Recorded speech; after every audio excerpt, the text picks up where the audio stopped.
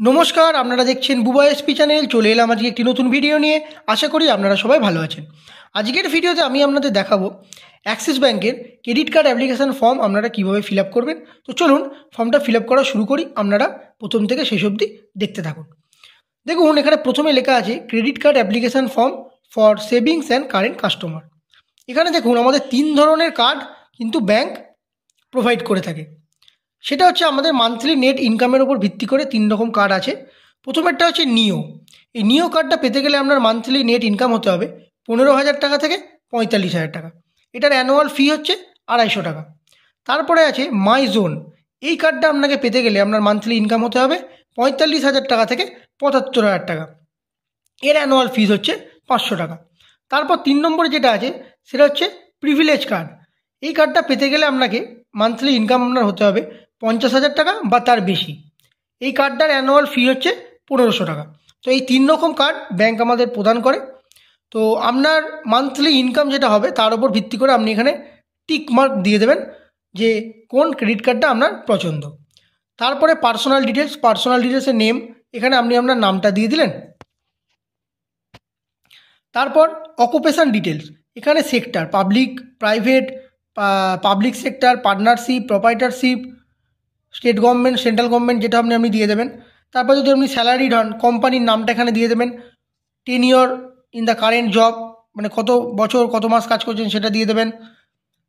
আচ্ছা, total work experience দিয়ে দেবেন। নেট অ্যানুয়াল ইনকাম দিয়ে দেবেন। ডিপার্টমেন্ট, ডেজিগনেশন, এগুলো দিয়ে দেবেন।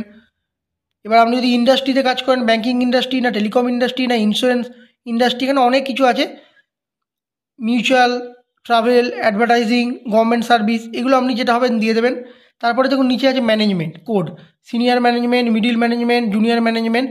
আপনি কোনো সেক্টরে কাজ করলে সেটা দিতে পারেন। যদি কোনো কোম্পানিতে কাজ করেন সেই কোম্পানির ডিটেলস এখানে দিয়ে দেবেন, বা কোনো যদি ইন্ডাস্ট্রিতে ব্যাঙ্কিং বা টেলিকম, রিয়েল এস্টেট, ইঞ্জিনিয়ারিং ইন্ডাস্ট্রিতে থাকেন সেটা এখানে টিকমার্ক দিয়ে দেবেন।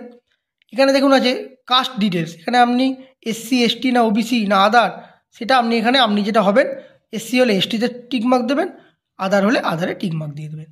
তারপর এখানে লেখা আছে দেখুন ইউসেজ প্রেফারেন্স।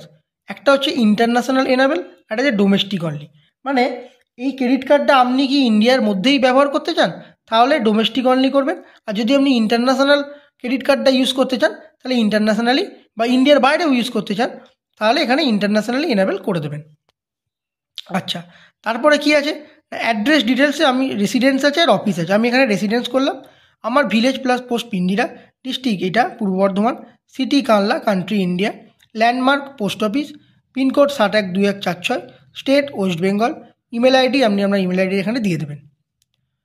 তারপরে দেখুন এখানে একটা অপশান আছে, if you wish to avail of the direct debit facility from your Axis Bank savings current account, please select one of the following option for the amount to be debited for every billing cycle. এখানে total amount due বা minimum amount due 5% of total amount. মানে এটা হচ্ছে আপনি যদি চান তাহলে আপনি ক্রেডিট কার্ডের মাধ্যমে যে টাকাটা ব্যয় করবেন সেই টাকাটা অটোমেটিক আপনার সেভিংস অ্যাকাউন্ট বা কারেন্ট অ্যাকাউন্ট থেকে ব্যাংক কেটে নেবে। সেটা যদি চান তাহলে টোটাল অ্যামাউন্ট ডিউ, মানে যে টাকাটা পুরো বাকি থাকবে সেটা কি কেটে নেবে, তাহলে এখানে টিক করে দেবেন। আর minimum amount due 5% of total amount due, এই অপশানটাও আপনি টিক দিয়ে দিতে পারেন। মানে অটোমেটিক ব্যাংক আপনার কাছ থেকে সেভিংস বা কারেন্ট অ্যাকাউন্ট থেকে আপনার ক্রেডিট কার্ডের মাধ্যমে যে ট্রানজ্যাকশানটা করবেন সেই টাকাটা কেটে নেবে। ঠিক আছে, তারপর নিচে আপনি আপনার একটা সাইন করে দেবেন, আমি যেমন করেছি বুবাইরে। তারপর ক্রেডিট কার্ড রুল আর রেগুলেশন আছে, এটা নিচেও এখানে একটা আপনি সই করে দেবেন। তাহলে আমাদের ফর্মটা কিন্তু ফিল আপ করা হয়ে গেল। আশা করি ভিডিওটা আপনাদের ভালো লেগেছে। যদি ভালো লাগে অবশ্যই লাইক করবেন, চ্যানেলটা সাবস্ক্রাইব করবেন। যদি কোনো কোয়ারি থাকে অবশ্যই কমেন্ট বক্সে জানাবেন, আমি তার উত্তর দিয়ে দেওয়ার চেষ্টা করব। ভালো থাকবেন, ধন্যবাদ।